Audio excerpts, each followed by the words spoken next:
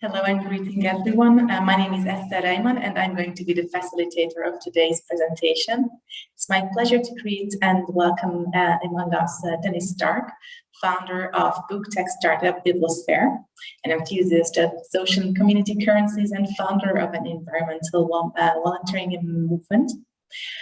He also has like more than 20 years in the fintech, and he's a true cosmopolitan. He's been working in 35 countries and lived in Thailand, Netherlands, Luxembourg, the United Arab Emirates, Georgia, and now lives in Costa Rica. And understanding that there are multiple business tools for different purposes, they use the Stellar blockchain to set up and issue a crypto token for their project, which allows them to avoid venture funding and drastically cut marketing costs and lose motivation and responsibility within the team. And what's even better is that today he's going to show us around in their own project. Dennis, the stage is yours. Thank you, Esther. Thank you very much for such a detailed introduction. I'm going to share my slides for the presentation. Give me a second. Okay, here it is. And as Esther told already, we issue our own crypto token, but we issue them in a very unique way. So it's not like ICO,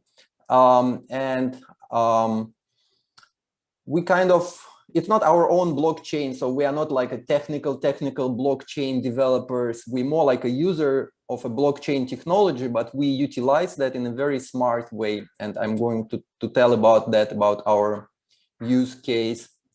And probably you can benefit from that, especially if you are a startup founder or if you are, like a employee of a startup. That's where you can benefit most from such way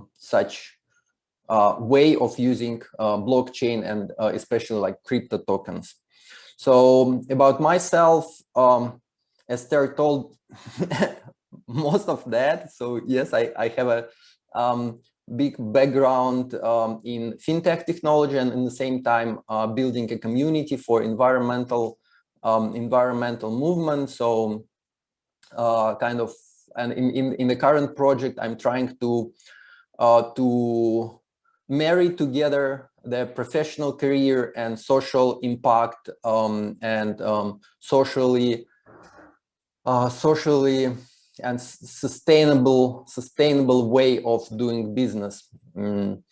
So, and what we see, or what we start from the standard, I completed a couple of startup accelerator, and they all teach the same. So you have to raise your capital from venture capitalists, and then you have to control this capital with the budgeting. You have to focus your marketing on a very narrow niche. So I think you know all that, and that's how the current venture startup world is living. But we think, okay, it's not how the nature lives, and I learn a lot from nature and apply the knowledge of nature to the business, and then it's different, and I will tell about this a bit later. So I pick some of their building blocks, like okay, reward programs. Okay, it works for some reason, and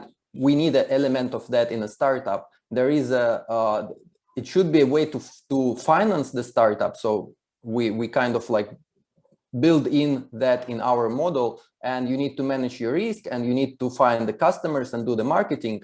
But in a today world is like 4 different things which kind of like living, breathing independently. And what we did, we built a single tool, which are our crypto tokens, and we designed this token in a way that it combine all those 4 aspects, like funding our startup and managing the risk in our startup and attracting the customer to our startup, and also like rewarding and make their team motivated for what we are doing. And we did it with a one single tool, which makes it easier to manage, and it's more understandable and like clear and clear. And I will start with very provocative statement, very provocative statement, but be with me, trust me, and probably you will learn something interesting from this statement. I will start from the statement that cash is very toxic for the startup. The cash is as toxic for startup as sugar for the newborn baby. So none of their human being on this planet will feed the like 1 day, 2 day newborn baby with sugar. It's not. I mean, it have a high energy inside. It's very like a lot of energy there. It's very condensed. But the newborn baby is not like ready to eat sugar. I doubt the adults are ready to. I mean, it's good for adults to eat sugar, but it's completely different story. But it's definitely not good for the newborn baby. And a startup is a newborn baby. I will give you example, like if you have such a concentrated energy source as cash, it attracts parasite. What I mean like for the big company, it might be not that bad because they already have the immune system and they have all the budgeting in place, all their like layer of the management, so the cash is properly controlled. But for the startup is not good. The cash is separated from the risk, and for the startup, the risk is essential moment. So you can't climb the Everest or like on a 6 kilometer high and pretend you are sitting in the sofa. I mean, everybody in the team should really feel like be every moment with this presence of the risk which startup has, and the cash basically separate people from that, and the cash provoke this employee mindset versus the entrepreneurial mindset. So by replacing cash with our token, which is integrated with a risk, we filter out those employee mindset, and we only basically the people with the employee mindset just not interested in our startup, and only people with the entrepreneurial mindset can kind of like filter in. And the second consequence of the cash in the startup is the scarcity, because I mean, if you don't have the artificial scarcity in your startup, then your money just gone. So you have to put the scarcity on multiple level. Like a venture investor will push you and force you to do all the work for the half of the price, and you end up working like days and night without a weekend, because there is an artificial scarcity created to save this cash. But the problem is cash itself. So if you don't have cash, which is very attractive for anybody, then you don't have this problem. And the last but not least is the way how the normal startup works. It first attract the investment. So I will show that on a later stage. But it's a cash first. So they have to get the cash from the venture capitalist, venture fund, or angel investors first, and then they pay it to the team. So in our case, it's vice versa. I will show it later. So I will give a short introduction how we did those tokens, our company tokens. So we issue them on a Stellar blockchain, but it's not so important. We just choose this blockchain because it's like cheapest one in terms of transaction cost. And in a way, those tokens is just the acknowledgement for the work which has been done. And it has a value like $6. So for every like activity, like designing the website for us, or building the release of our application, or preparing their legal documents for our, like, I don't know, privacy policy document, we are paying tokens, which is not yet money. It only became a money then the subscribers come and will pay for our app. So it's like a promise to pay you a money once the money comes into the company. And by doing this, we kind of naturally share risk with all our employees. So it's not only like a founder or it's not only investor who is like taking the risk, it's everybody taking the risk. So if the startup doesn't work, those token just has no value. And we all understand that, everybody in the team in the same boat, and we all interested for the startup to be successful, because then we convert our tokens into their fiat money. And the risk comes with a profit. So it's a high risk, high profit. So for example, like our developer, his hourly rate might be, let's say $40, but we pay him $400 with those tokens. So we pay him like 10 times compared to his market rate. And some people saying, why you are paying so high? Because it's combined. It's actually, he's not only a team member, he's also an investor. So, and that's why he has his like 10x. In standard case, it's investor who will get this 10x, and people just have their salary. So I described that on this diagram. So on a left-hand side, you can see the standard way, where the company first give a shares to the investors, get the cash, and then pay cash to the team, and then the team at the last stage deliver a value. And in our case, the team deliver a value. We pay them with the tokens, which we have abundance of those tokens. It's not a problem. And then the people in the team, they can keep a token and then be rewarded with like a 10x of their rate, or they can sell a token on a crypto exchange and get the current valuation of this token, which might be like not a $6 per token, but it might be like $1 per token. So by doing so, we kind of like separate the company from the cash. And that's what I told, that the cash is a toxic substance.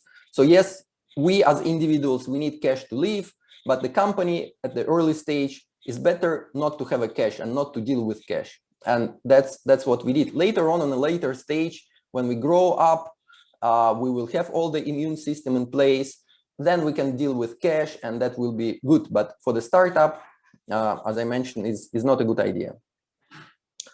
So you can say, okay, it's kind of similar to the shares, but I want to compare our tokens to shares. The shares usually have the vesting, so you have their option to buy those shares, and you have a vesting like 1 year, 2 year, 3 years. So you actually get their shares only after like quite a long time of working in the company. And the shares, it's not that easy to sell them. You can only sell them, then the exit will be there to sell it to some investor. So, and for the tokens, it's something which you can easy transfer from one person to another. You can sell it on a crypto exchange. You can like give it to somebody in exchange to some work, etc. So it's very liquid tool compared to the shares, but it's similar in terms of motivation of the team. As I told before, we are using the Stellar blockchain. It has built-in exchange, crypto exchange. It has several wallets, so we don't need to develop anything for that. It has API, it has plugins, and the most important thing, it has a very, very, very, very low transaction commission compared to, let's say, Bitcoin or Ethereum, which are using the proof of work. The Stellar doesn't use proof of work, so there is no environmental impact, and it's very, very cheap transaction commission. So that's why we use Stellar blockchain. And another aspect of what we are doing is marketing, and that's beautiful. I mean, I love how it's all combined, because imagine we pay all the salaries, all the rewards for people who collect the data for our startup, the people who build the code for our startup. We reward them with a token, but the token is not the money. You can't buy something in a shop with that, so you need like dollars or euro to go to the shop. but the tokens only became euro or only became dollars once the customers are in, like, I mean, the paying customers. So imagine the developer who earn, let's say, $20,000 in the form of the tokens, and he can earn such amount because, as I mentioned before, it's 10x. And then he's sitting with those like $10,000 or $20,000, and then asking himself, okay, what can I do to turn those tokens into the money quicker? And then the answer is very simple. There is a referral program. You just refer the application, and then whoever come to their system, the users come to the system with your referral link, will convert your token into the money straight away. So the person who pays, let's say, like $12 a year subscription, the half of this amount goes to convert your tokens into the money. So you invite one person, you convert one of your token. You invite 10 persons, you convert 10 of your tokens. You invite 1,000 people, you convert 1,000 of your token. So that's how it works. Like, naturally, the marketing effort also built in. So we have this token, which the risk is built in, the high profit is built in, and the marketing is built in. And that's why we can make for our application, the subscription for our application is $1 per month, very low compared to whatever Spotify or like other like big subscription-based services. And we can make it just because we don't spend like crazy amount of money for the marketing. So that's basically it. I just give the high level presentation of that. There is a lot of other aspects, which is like how we work with investors and why the investors are more attracted to our model. Probably I will tell about that, and then I will answer your questions, because I want to have it more like interactive to get your questions and the feedback. And for the investors, we found out, like, I will jump back to this schema. So in a traditional schema, you have to convince investor to invest into the startup because it's nothing done yet, and it's just the investor has to give you a cash, and then you do something with your cash, and that's kind of require a lot of trust. In our case, because the team already deliver a value, and we only pay the tokens for particular value. So we have a registry for all the tasks which has been done, including their whatever development task, administrative task, their whatever task it is. So every token spent and every token paid to the team, there is a task, there is some value created behind those tokens. So when we approach the investors, we can tell them that whatever token they're buying, there is a value behind this token. And we decided not to do any direct sales. So as a company, we're not selling our token. And that's also a very powerful approach. So we kind of, again, same idea of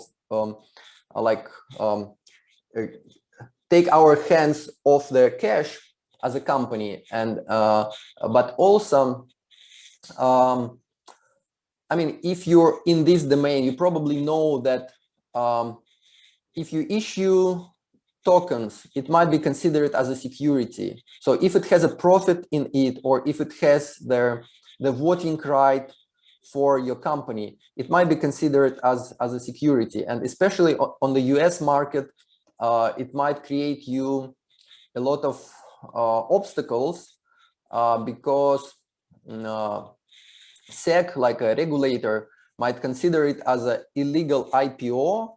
And then that's what's happening now with Ripple, if you following the crypto news. And that's not that's not easy thing to deal. I mean, you can, of course, you can deal with that, but why, if in our case we just avoid it by saying, okay, that's the $6 ticket, and it's not even money, it's not even a reward, it's just the acknowledgement of the work which has been done. So we are giving people just their digital acknowledgement of their chunk of the work worth $6. It's not even their obligation to pay for this work. Their obligation is just to pay for this work once the company have an income. And in that sense, it doesn't have any profitability attached to that. It's a $6 worth chunk of work, and we will pay $6 for this chunk of work later on. So we don't know. I mean, we are not that big yet to say that we avoid those like a problem with regulators. So we will see. But we hope that it will be easier for us to avoid any problem with regulator, because it's not, there is no profitability, and there is no this tool doesn't give a control over the company. So it's just their kind of like IOU ticket, not the share in terms of their voting power. And yeah, but for investors, because it's not a company who's selling those tokens to investors, it's the employees or like a team members who's selling those tokens to investors. For employees, it doesn't matter. They can buy this ticket or token today for $1 or 60 cents, and then in a while, once the company start generating income, they can sell it for $6. So it's still financially attractive for investors. So I think that's like a key points I wanted to share. Like, let me summarize that. We built our own token. It's kind of like IOU ticket, which we promise to pay once the money comes to the company. It has an integral risk inside that, because if the person does not believe in our company, does not believe in our mission, does not believe in the way how we're doing business, he will not step into this water. And that's how we keep all these people with an employee mindset aside, and only people with an entrepreneurial mindset, and only people who truly share our values and our goals and our way of doing business, only such people are joining. It makes it much harder, the hiring process, because it's harder to find those candidates. But at the end, it's less turnover of the people. It's less like kind of like a churn rate, or how you call it in HR. So you have highly motivated people in the team who truly share the values and the business model. And so that's about the risk. And then the second part is about marketing, because we end up with people with a lot of tokens in their hands. Those people are interested to market it, to use their referral link to invite people into the application.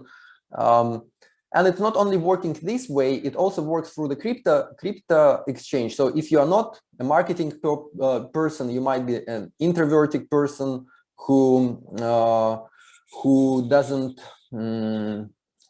doesn't want to interact with others. But in that case, the person can just sell his tokens on a crypto exchange, and then somebody else who has a marketing channel still can buy those tokens for whatever, like $2, and then find the audience, and then by inviting the audience, sell those tokens by $6. So then it's kind of like a tokens floating through the crypto exchange from hands to hands to find the most efficient person who can turn those tokens into their subscribers. So it's kind of like the tokens is like, I have this metaphor, like in a standard marketing, the marketing effort is more like a cannonball. So you just you choose the angle, you fire your cannon, and the ball is going like this. And in our case, it's more like a homing missile, which is just started, and then it find the way itself. It find the way to the audience by itself, because the amount of money or amount of token into the pocket, it's kind of like motivate the person who hold this amount to find people, or find the audience, or find the market to for the app. So I think that's it. I'm ready to answer your questions. I will be happy for any questions, and let's go from here. Yes, I would like to chip in to help you in here, because I see there was a question way before your presentation from Mr. Kupanyan. Actually, two questions. So, do you use fossil or non-fossil energy sources for mining crypto tokens? We are using the existing blockchain. It's not our own blockchain. We are using Stellar blockchain, and it doesn't have the proof of work schema. So this question about the fossil fuel or not fossil fuel, it's more applicable for the blockchains which are running on a proof of work, and that's other blockchains which require a lot of energy, like energy consuming. For the Ripple, for Stellar blockchain, it's not energy consuming. So I'm not sure if they're using the alternative source of energy or not, but the amount of energy they consume, it's like 100,000 times less than the Ethereum and the blockchain, Ethereum and the Bitcoin blockchains consumes. So it's an energy efficient. Thank you. The next question is from the same person. He asks whether you leverage non-fiat money tokens or non-reverse data tokens. Can you repeat the question? Sorry. Yes, if you leverage non-fiat money tokens or non-reverse data tokens. I may pronounce it incorrectly. I'm not familiar with that kind of token. So like it's not really fiat. What we are using, it's not really fiat currency token, because it's not bound to the fiat currency in a way that it's not like one-to-one exchange. If I get the question correct, but we measure the token in the fiat currency. So we are saying that our token is like a $6 worth of the work. So we will exchange at a later stage. We will exchange this each of our token to their $6 or equivalent of the $6 in other currency. Okay, if the question or the answer wasn't satisfactory, I'm very glad to welcome the person who asked the questions, because I see him posting in the chat. So, Vladimir, if you are not happy with the answer, then please clarify, okay? Okay, then there is another question, because you promised that this option is actually cutting the marketing costs.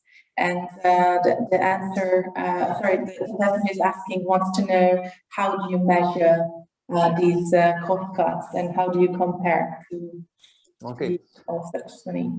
It's a good question. I think what we are doing in terms of marketing is very like revolutionary, I would say. And again, I'm learning here from nature, like how I measure that. We just don't have any budget, and we don't allocate any budget for the marketing. That's how I measure that. I mean, it's like whatever cost of like customer acquisition cost is there for us is, you can consider it zero, because we don't allocate any money for the marketing. So it's built into the token. Yeah. it's, of course, you can look at that from the perspective that for a period of time, we will have to redeem those tokens with a cash. So we will spend some cash for that. And it's hard to tell which part of that goes to their, for example, you have a developer who developed our website and he earns certain amount of tokens. So in that amount, it's already the risk which he takes. It's already a work which he did, and it's already a marketing cost to attract 10,000 paying customers. So, and we not segregate one from another, but definitely the cost of attracting of their paying user is below $6, because that's one token which bring the user, but it's not a $6 because also like a risk factor and the development effort are, and that data collection effort is built into this. And the second thing I want to highlight in terms of the marketing, like the kind of like norm today, you have to focus, just take only one market. It's either US or another location like Russia or Middle East or whatever. Like it has to be very narrow geographically, and then you have to pick the audience. Okay, it's only women from, I don't know, 30 years old to 35 years old who has kids, play ABCD. So it's very narrow, and like every guru for the marketing, like teaching the same, just focus on your audience, make it working, make your unit economy working, make it profitable, and then expand it to another niches. But it's not how the nature works. I mean, like look at the nature. We have all this variety of all the species, and yes, they're specialized. Like one bird has a long nose, another bird has a flat nose. Like pelican has a nose with a big sack to keep their fish. But it's not because they are specialized. It's because the nature tried all that. And in certain niches, it works this way, and in another niches, it works this way. But the nature tries everything at the same time. Why not us? Why not we learn from the nature to try it? So like for our project, we are starting at the same time in Germany, in Mexico, US, Turkey, Russia. So we are starting, and the country are like onboarding more and more. So we are starting in multiple locations, and we don't have a scarcity because we are not running on the cash, which is very like scarcity resource, but we are running on tokens, which is abundance of tokens we have. So we don't limit ourselves to one niche or one geography, and that's how that's completely different approach for the marketing. It sounds like you have a cheat code to the marketing with unlimited tokens. Thank you very much for the answer. And again, Vladimir asks if your service is already live. It's not live for the end users. So we have application on the App Store and Google Play, but it's only for, we call them like ambassadors or like book hunters. So it's a person who in their location, in their city, can go around and make a photo of their bookshelf, like in a libraries like that, or in a cafe which has a bookshelves, or in their independent bookstore. So it's more like they're not employee in a way, but they are partners, and we're looking for such partners in every city, in every country on the globe. And the app, it still has a bugs in it. It still has some like design is not great. So in that sense, it's ready, but it's not ready for end audience. So I'm not encouraging you to go there because it's still empty. So it probably you can go there and you will find there, I don't know, 500 books or 10 or 1,000 books, which won't work for you. So we want to collect a lot of data into our catalog. And once the books are there with the geolocation, with a good search, then we will invite the end user to join the system and enjoy reading the paper books without paying the high cost to Amazon, but just by exchanging the books with your with your neighbors and colleagues, etc. Okay, there's a bunch of questions regarding the product. Let's consider this as questions about the future product that is available for end users. So first question, can I share books peer-to-peer in your application? Yeah, that's the main reason for the app. So we see that it's a lot of audiences. For example, I'm living, like, last 10 years, I'm living on an expat, and like being Russian and value very much the Russian culture, and living in Dubai or in Netherlands or in Luxembourg, I miss the Russian books and I like the paper books. And my parents or friends brought books to in a suitcase from Russia for me and my kids to read it. And it's crazy situation. While in every country there is a huge Russian community and the people can exchange books with each other peer-to-peer, and especially the children books, because like your kids are growing and you easily can give the books which you outgrown, and you can get the books for elder age. So, and it's many niches like that. The people who learn foreign language. I mean, is it easy to find the Vietnamese book somewhere? Like, name any place, whatever is Berlin or Moscow or New York. Can you find Vietnamese book? Can you find I don't know, like Arabic books, Japanese book? Probably you can, but the variety is very narrow. But a bunch of people living there, and you can access books from them. But it's not only books, because once you find the book on this language, you find the person who has this book. So you can talk with him, you can exchange the values, you can basically you share the same values, because if he reads the same books, he shares the same values. So it's also like a social network, which based on the books you can get in contact with somebody who has the very similar taste and interest as you have.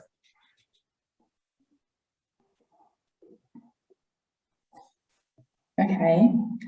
The next question is about how it actually works. So how do I connect my peer by telephone, SMS, or email? Okay, so currently you can connect with telephone or email. So basically, while you are registering in the app, you're providing your telephone or email, and then you make a photo of your bookshelf just on your mobile phone. It's as simple as that. You just make a photo of your entire bookshelf, so you don't need to enter one by one how it was like in the previous apps. And if you have a library of like 1,000 books, you have to like take every book and at least scan the barcode of every book to catalog it. In our case, you just make a picture of the entire bookshelf. It reads the author and title of each book, and it recognizes the books, and it's catalog all the books. So you have all your books, which is like your passport, because you make a photo of your bookshelf. It tells a lot about you. So then the app can connect you with the people who has the similar books on their bookshelf. So you can connect with very how to say, very like-minded person or people. Okay, so first dust off, guys. Okay, next serious question. Is there a risk that my personal information can be hacked from your database? It's a good question. I mean, it's always a risk that the personal information might be hacked. Of course, we are doing our best to protect it. But I think nobody on this earth can guarantee you like 100% guarantee. We think a lot about the privacy and the information. For example, like many people saying, okay, if I make a picture of my bookshelf, it has a geolocation, so it tells the people where my home is, and I don't want other people to know where my home is. So for that, we will do. It's not yet in the app, but we are going to do kind of like adding the noise in that. So it's not so important where exactly you are. It might be like plus minus 300 meters. So for people who want to exchange books with you, it doesn't matter if you are like 200 meters right or 200 meters left, but it will not identify your exact location. So in that sense, we think about that. We think a lot about privacy because there are some books which are like sensitive. Like it might be some books about some medical conditions, which by looking at the books, you can tell about medical condition of the person. It might be books which highlight his like sexual orientation. It might be books which highlight their religious aspect. And some people might not want to share that with others. So we think a lot of how to make it.